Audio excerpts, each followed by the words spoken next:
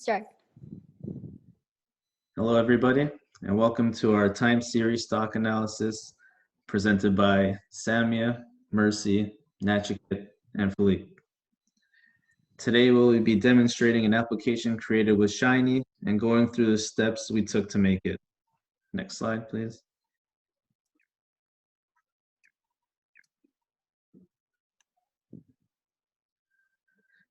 First, we will examine the app, which, as mentioned before, was created in R with Shiny and will be used to forecast stock prices.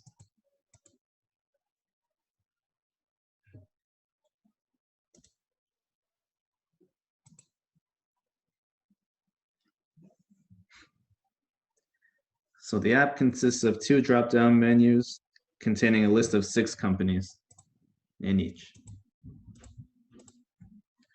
The first drop-down provides you with a plot of the closing price for each company from the year 2015 to 2020. The second drop-down uses Facebook's profit model to forecast the stock price for the selected company.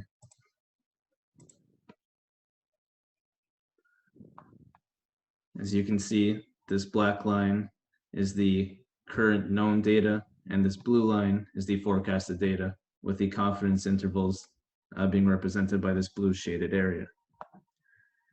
This simple to use app may help users with better investment strategies, and now I will pass it to Mercy for our business understanding.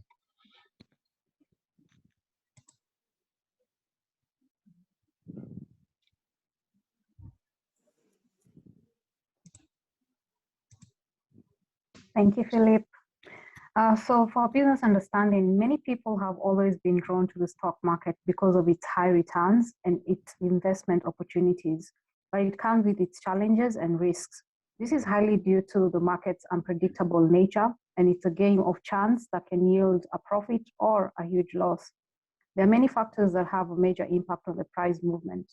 Since financial information is now stored digitally, it is easily available, and it provides an ideal situation for stock market forecasting. Based on past information like closing prices, investors can determine the best time to sell, purchase, or keep stocks in the stock market.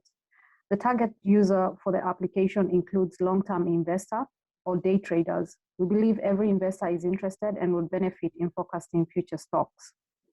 That is why there is a business need to correctly forecast the stock future price, which may result in a large profit or even at least prevent a loss. With our application, you'll be able to do stock market forecasting for 6 Nasdaq companies.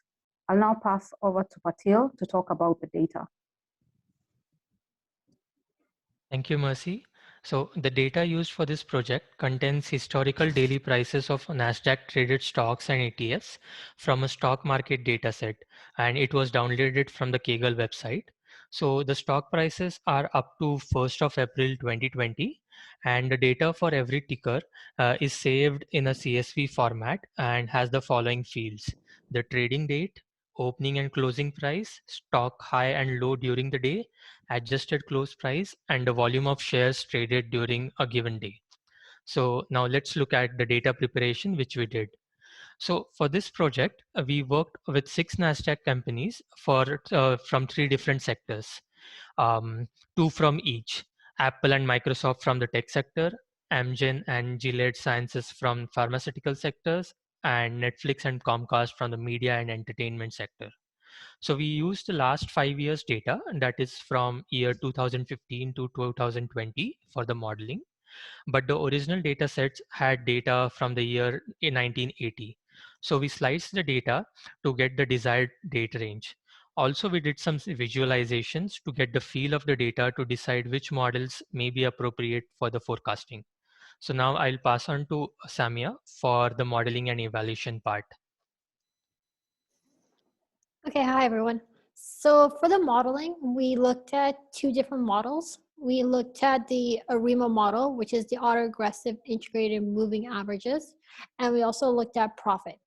So for the ARIMA model, it makes 2 major assumptions: that the data is stationary and data provided as input must be a univariate series.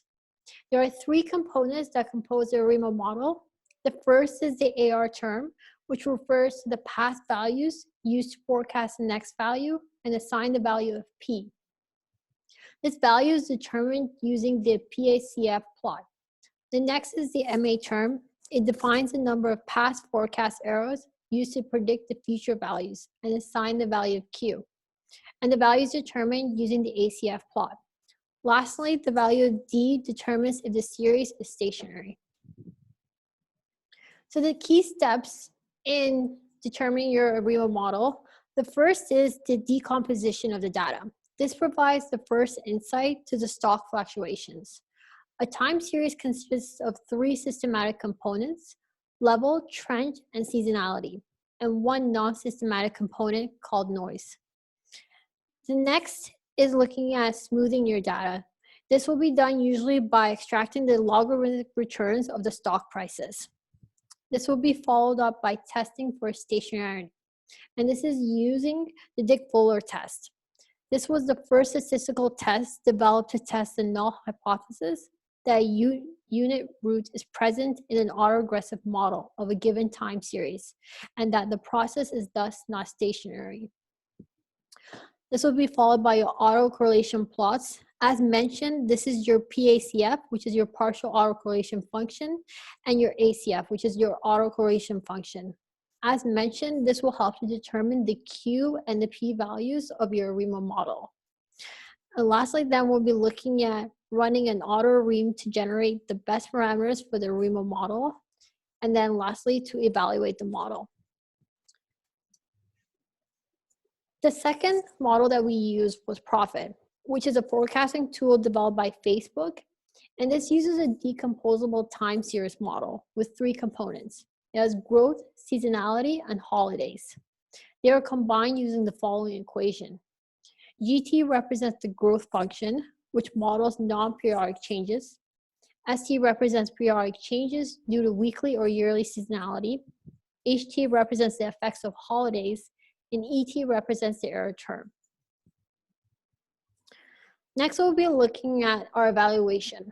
So the metrics that we use to evaluate the model are the following. The first is the MSE, which is the mean square error, and this is calculated as the average of the squared forecast error values. The RMSE, which is the root mean square error, which measures the average error performed by the model in predicting the outcome for an observation. Usually, the lower the MRSE, the better the model. The next one is MAE, which is the mean absolute error, and it basically measures the prediction error. MAE is also less sensitive to outliers compared to RMSE. There's also MAP, which is the mean absolute percentage error, and this is the sum of the individual absolute errors divided by the demand. It's basically your average of your percentage errors. Then there's the MPE, which is the mean percentage error, and this is basically a computed average of your percentage errors by which forecasts a model differ from your actual values of the quantity being forecast. And lastly is your MACE, which is a scale for error metric. So here we're looking at, this is basically a summary of our 6 stocks that we were examining and looking at both models and the evaluation metrics for them. So as you can see, for our profit evaluation, our MAP values compared to our auto-ARIMA were much lower. But if we looked at our auto-ARIMA, our RMSE and our MAE were much lower compared to our profit evaluation. But overall, both models still gave pretty low results. So either model can be used for our forecasting tool. And this concludes our presentation, and thank you for listening. Thanks.